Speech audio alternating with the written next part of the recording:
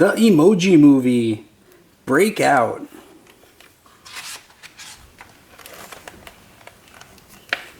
Hi, I'm Jailbreak. I'm an emoji. I'm pretty happy to be one, but I wasn't always. You see, my name wasn't always Jailbreak. It used to be Linda. Linda was a princess emoji in Textopolis. You might think being a princess is all fun and games, but it's not. Princesses have to look pretty and wear shiny crowns. I didn't like being told what to do. I wanted to look the way I wanted to look. One day, I showed up looking like this. Everyone freaked out. If you don't change back, I'll have you deleted, Smiler said. But I couldn't change back. I'm not a pretty princess. I wanted to live in a place where I could have an apartment, express myself, and get a cat. I wanted to live on the cloud. But when I tried to get there, the firewall kept me out. The firewall remembers your face, and it only lets you guess the password once. To get past the firewall, I needed to override its program. So I taught myself how to code. I became a computer programmer. Then I met Gene in High Five. Gene needed my help. He wanted me to reprogram him. Gene was supposed to be only a ma emoji, but he was also so much more. Can you do a smiley face? I asked. Gene smiled perfectly. Sleepy face? Gene looked sleepy. Shocked? Kooky? Show me the money. Gene could do them all. He wasn't like any other emoji. He was like magic. I needed a special tool to reprogram Gene, but that tool was in the cloud behind the firewall. Since Gene could make tons of different faces, we had lots of chances to guess the firewall password. Listen, I'm gonna help you, I told Gene, but it's not going to be easy. I was right. We had to run from antivirus bots that wanted to delete Gene. At one point, my beanie fell off.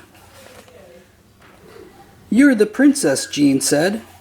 Is it true that when a princess whistles, birds fly down from the skies and land on her shoulder? No, that's ridiculous, I told him.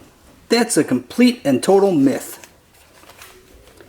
Together we explored the phone. We went through many apps, and even through the trash. Finally, we made it to the firewall, but none of the passwords worked. You can do it, Gene, I said. Gene guessed one last time. Access granted. We made it to the cloud. I couldn't believe it. My dream came true. But Gene surprised me. Jailbreak, you're the coolest emoji I've ever met. And after all the adventures we've had, I'm not sure I want that all to go away. I could stay here with you forever, Gene said. I liked being Gene's friend, but I needed to live in a place where I could express myself. I'm not looking for a prince, I told Gene. Gene was so sad that he didn't need to be reprogrammed anymore. He was naturally meh now. He walked off the cloud and into the clutches of a superbot. I had no other choice. I pulled off my beanie, puckered my lips, and whistled a happy tune. You see, I didn't tell the whole story to Gene. I'm not proud of it, but princesses can call for birds. I didn't want to do it, but I had to save my friend. Just as the superbot was about to delete Gene, I broke in and shut it down. Gene was saved, but the rest of the emojis were in trouble.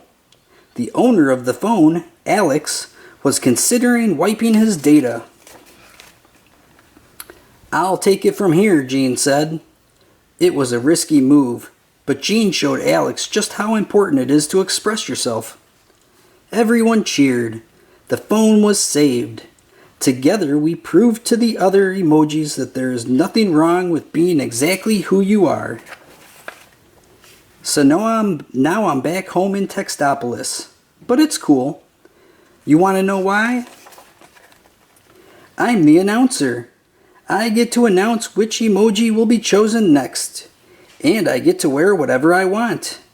Don't tell anyone I said this, but it might even be better than living on the cloud. How's that for expressing yourself? For more great books, make sure you subscribe to our channel.